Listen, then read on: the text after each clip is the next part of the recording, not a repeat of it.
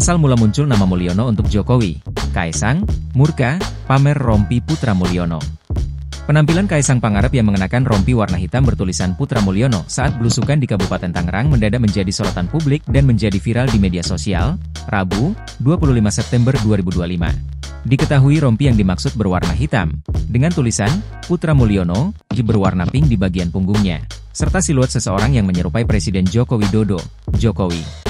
Diketahui Mulyono merupakan nama yang digunakan untuk Jokowi di masa lalu, sedangkan Kaesang adalah putra bungsu dari Presiden Jokowi. Dihimpun dari berbagai sumber, nama Mulyono itu ramai dibicarakan di tengah aksi protes revisi UU Pilkada lalu. Dalam sebuah wawancara, Jokowi pernah ungkap alasan orang tua mengganti namanya dari Mulyono ke Jokowi. Alasan orang tuanya mengganti nama pun jadi sorotan.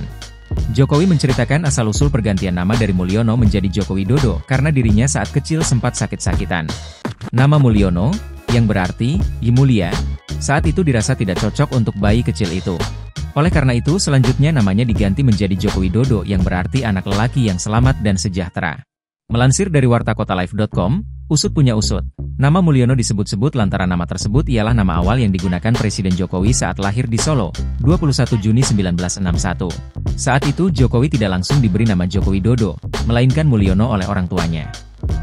Namun demikian nama Mulyono diubah oleh orang tua Jokowi karena dianggap berpengaruh buruk pada anak mereka saat itu. Ketika dinamai Mulyono, anak sulung Wijiatno Notomiharjo itu sering sakit-sakitan. Dianggap arti nama Mulyono terlalu berat atau tinggi.